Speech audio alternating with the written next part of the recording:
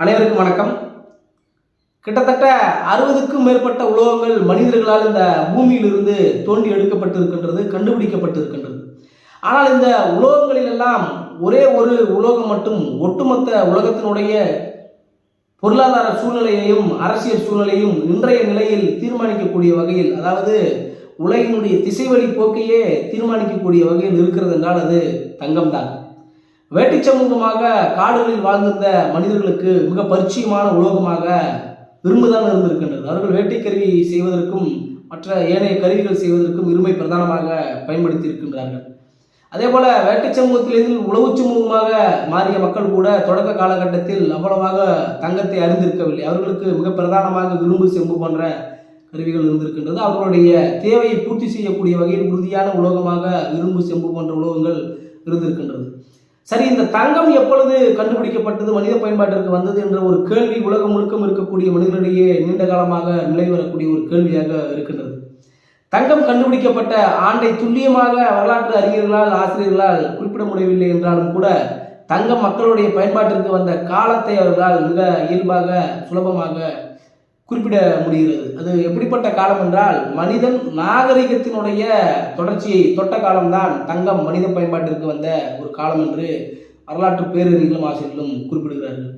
ஏனென்றால் தங்கம் என்பது ஒரு மதிப்புமிக்க பொருளாக மனித சமூகத்தில் காலங்காலமாக பார்க்கப்பட்டு வருகின்றது. மற்ற உலோகங்களைப் போல், அதாவது இரும்பை போல் துருப்பிடித்து விடாமல், செம்பை போல் நீல களிம்பு படர்ந்து விடாமல், வெள்ளியை போல் கருத்து விடாமல், தங்கமானது அதனுடைய தன்மையிலிருந்து சிறிதளவு மாறாமல் எவ்வளவு காலம் மண்ணுக்கடியில் புதைவுண்டு இருந்தாலும் அது அப்படியே இருக்கக்கூடிய ஒரு தன்மை இயற்கையாகவே அந்த தங்கத்தில் இருக்கக்கூடிய வேதியியல் தனிமங்களின் அடிப்படையில் இருக்கின்றது.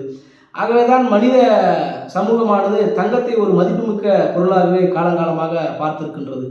இது கண்டுபிடிக்கப்பட்ட ஆண்டு குறிப்பிடப்பட முடியவில்லை என்றாலும் கூட இது பயன்பாட்டிற்கு வந்த பிறகு, அதாவது மனித சமூகம் தங்கத்தை மதிப்புமிக்க பொருளாக பார்த்து பயன்பாட்டிற்கு வந்த பிறகு இந்த தங்கத்தை வைத்திருக்கக்கூடிய மனிதர்களை மதிப்புமிக்க மனிதர்களாக இந்த சமூகம் கருதி இருக்கின்றது, அதாவது மனித சமூகம் கருதி இருக்கின்றது.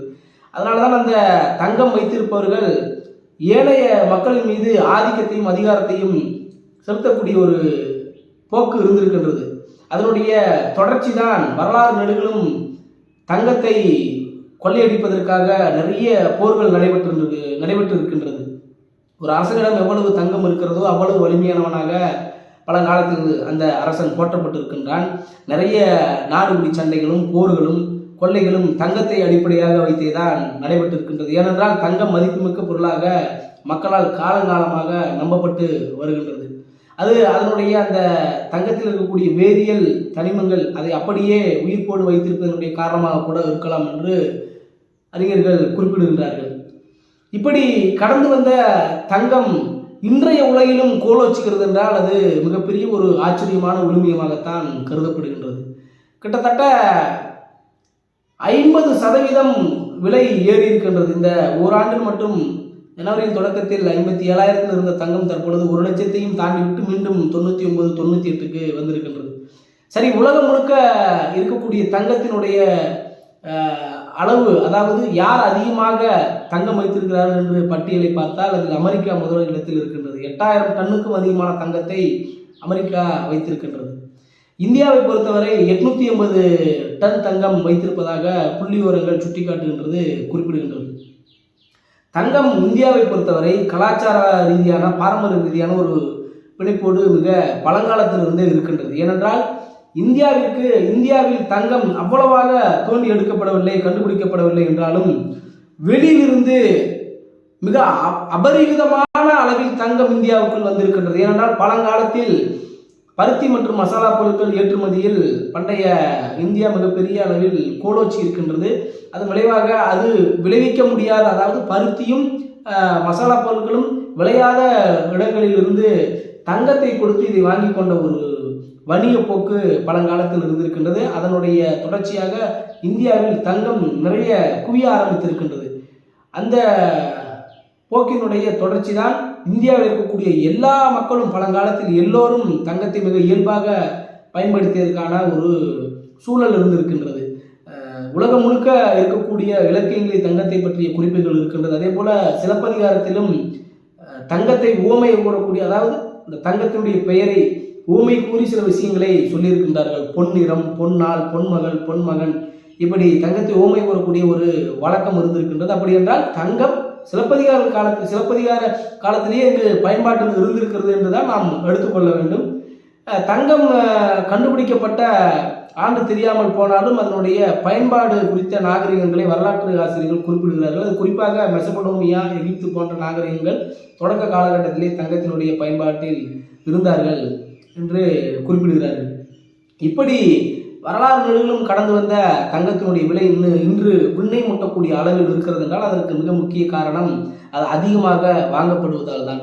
அதிகமாக வாங்கப்படுவதாலேயே ஒரு பொருளினுடைய விலை உச்சத்தை தொட வேண்டும் என்றால் அது உணவுப் பொருட்களுடைய விலையும் கூட தான் தொட வேண்டும். ஆனால் ஏன் தொடவில்லை என்றால் உற்பத்தி அதிகமாக இருக்கிறது என்று பொருளாதார நிபுணர்கள் கூறுகிறார்கள். சரி, தங்கத்தினுடைய உற்பத்தி என்று பார்த்தால் தங்கம் மிகப்பெரிய அளவில் உற்பத்தி செய்யப்படவில்லை. அது அங்கொன்றும் இங்கொன்றுமாக உலகம் முழுக்க தோண்டி எடுக்கப்படுகின்றது. சாதாரண ஏழை எளிய நடுத்தர மக்கள் தங்கத்தை வாங்குவதால் மட்டும் தங்கத்தினுடைய விலை விண்ணை முட்டிவிடவில்லை. இதற்கு மிக முக்கிய காரணமாக பொருளாதார நிபுணர்கள் கூறுவது என்னவென்றால் தங்கம் தற்பொழுது உலகத்தில் நிலவக்கூடிய நிச்சயமற்ற பொருளாதார சூழலின் அடிப்படையில் உலகம் முழுவதும் இருக்கக்கூடிய எல்லா நாடுகளுடைய மத்திய வங்கியும் டன் கணக்கில் தங்கத்தை வாங்கி குவிப்பதனுடைய விளைவுதான் இன்று தங்கத்தினுடைய விலை உச்சத்தை எட்டியிருப்பதற்கான காரணம் என்று உலகம் முழுவதும் இருக்கக்கூடிய பொருளாதார நிபுணர்கள் தெரிவிக்கின்றார்கள். ஏன் உலகம் முழுவதும் இருக்கக்கூடிய நாடுகள் தன்னுடைய மத்திய வங்கியில் தங்கத்தை வாங்கி குவிக்கிறார்கள் என்றால் அடுத்த சில ஆண்டுகளில் இந்த உலகினுடைய திசைவழி போக்கு எப்படி போகும் என்று எந்த பொருளை அடிப்படையாக வைத்து வர்த்தகம் நடக்கும், வணிகம் நடக்கும் என்று கணிக்க முடியாத ஒரு சூழல். அதாவது தற்பொழுது இருக்கக்கூடிய அரசியல் பதற்றம், போர் பதற்றம், பல்வேறு காரணங்கள், நோய் தொற்றுகள், இது எல்லா ஒட்டுமொத்த இந்த காரணங்களுடைய விளைவு அடுத்த சில ஆண்டுகளில் உலகத்தினுடைய திசைவழி போக்கு எப்படி போகும் என்று சொல்ல முடியாத, கணிக்க முடியாத ஒரு நிலையில் தள்ளப்பட்டிருக்கின்றது. அதனுடைய விளைவுதான் தற்பொழுது உலகம் முழுவதும் இருக்கக்கூடிய நாடுகள் தங்களுடைய மத்திய வங்கியில் தங்கத்தை வாங்கி குவிக்கின்றார்கள். பழங்காலத்திலிருந்து தங்கத்துக்கு இருக்கக்கூடிய மதிப்பு எங்கு கொண்டு வந்து நிறுத்திருக்கிறது என்று பார்த்தால் நமக்கு மிகப்பெரிய ஆச்சரியமாகத்தான் இருக்கின்றது. சரி, எப்பொழுதுதான் இந்த தங்கத்தினுடைய விலை குறையும் என்று ஏக்கத்தோடு உலகம் முழுவதும் இருக்கக்கூடிய பல மக்கள் பார்த்து கொண்டிருக்கின்றார்கள். தங்கத்தினுடைய விலை குறைவதற்கு பல்வேறு காரணங்கள் பொருளாதார நிபுணர்கள் சுட்டி காட்டுகின்றார்கள். அது முக்கியமாக தங்கம் அதிகமாக உற்பத்தி செய்யப்படும் பொழுதோ அல்லது நாணயங்களுடைய மதிப்பு, உலகம் முழுவதும் இருக்கக்கூடிய நாடுகள் அவர்கள் அச்சடிக்கக்கூடிய நாணயங்களுடைய மதிப்பு உயரும்போது தங்கத்தினுடைய மதிப்பு குறைவதற்கான வாய்ப்பு இருக்கின்றது என்று குறிப்பிடுகிறார்கள். இந்தியாவை பொறுத்தவரை 1968 தங்க உச்சவரம்பு சட்டம் என்று ஒரு சட்டம் இருந்திருக்கின்றது. அது பிறகு சில ஆண்டுகளில் தளர்த்தப்பட்டு இருக்கின்றது. அதுபோல உலகம் முழுவதும் தங்க உச்சவரம்பு சட்டம் கொண்டு வந்து ஒரு குறிப்பிட்ட நபர் இவ்வளவு கிராம் தங்கம் தான் வைத்துக் கொள்ள வேண்டும் என்ற ஒரு சட்டம் வந்தால் மீதம் இருக்கக்கூடிய தங்கத்தை பறிமுதல் செய்யக்கூடிய ஒரு சட்டம் கொண்டு வந்து அப்படி ஒரு சூழல் நிலவினால் தங்கத்தினுடைய விலை குறைவதற்கான வாய்ப்பு இருக்கின்றது. ஏனென்றால் அதிக அளவில் தங்கத்தை வாங்கி தனிநபர்கள் குவிக்க மாட்டார்கள். அப்படி இல்லை என்றால் அந்த சமூகம், அதாவது மனித சமூகம் தங்கத்தை மதிப்புமிக்க பொருளாக காலங்காலமாக பார்த்து வந்திருக்கிறது அல்லவா, அந்த ஒரு போக்கு வேறு ஒரு பொருளின் மீது திரும்பும் பொழுது, உதாரணத்திற்கு வெள்ளி, பிளாட்டினம், இது போல வேறு ஏதாவது ஒரு பொருளின் மீது திரும்பும்போது மதிப்புமிக்க பொருளாக இந்த மனித சமூகம் அந்த பொருளை பார்க்கும் பொழுது தங்கத்தினுடைய விலை வீழ்ச்சியடையும் என்று கூறுகிறார்கள். அதிக அளவில் தங்கம் உற்பத்தி செய்தால் இயல்பாகவே குறைந்துவிடும் என்று இப்படி பல்வேறு காரணங்கள் குறிப்பிடப்படுகிறது பொருளாதார நிபுணர்களாலும் உலகம் முழுக்க இருக்கக்கூடிய அறிஞர்களாலும். ஒரே 1 கிராம் தங்கம் வாங்குவதற்கு இந்தியாவில் இருக்கக்கூடிய ஒரு ஏழை எவ்வளவு ஆண்டு காலம் உழைக்க வேண்டும் என்பது இன்றைய தேதியில் இந்தியா முழுவதும் இருக்கக்கூடிய மக்கள் தெரிந்து கொள்ளக்கூடிய ஒரு உரிமையமாக இருக்கின்றது.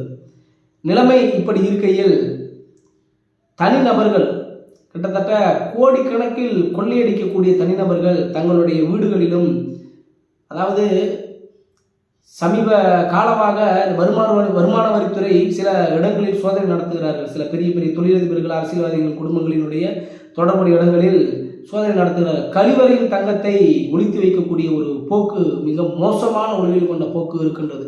இந்தியாவில் எத்தனையோ ஏழை பெண்கள் தங்கம் இல்லாததால் அவர்களுடைய திருமணம் தடைபட்டு இருக்கின்றது. ஆனால் அதே நேரத்தில் இந்தியா முழுவதும் இருக்கக்கூடிய நிறைய தொழிலதிபர்கள், அரசியல்வாதிகள், பண முதலிகள் கழிவறைகளில் தங்கத்தை ஒளித்து வைக்கக்கூடிய ஒரு போக்கு நிலவுகின்றது. தங்கம் எப்பொழுது தெரியுமா விலை குறையும்? உலகம் முழுவதும் நீடிக்கக்கூடிய இந்த சமத்துவமின்மை எப்பொழுது காணாமல் போகின்றதோ அப்பொழுதுதான் தங்கத்தினுடைய விலையும் குறையும்.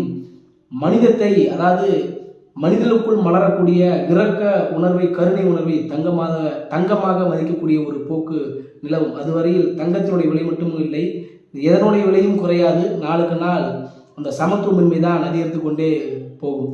சமத்துவமின்மை எப்பொழுது ஒழிகின்றதோ அப்பொழுதுதான் இது போன்ற சமூக மதிப்பாக கருதக்கூடிய பொருட்களுடைய விலையெல்லாம் குறையும். நன்றி.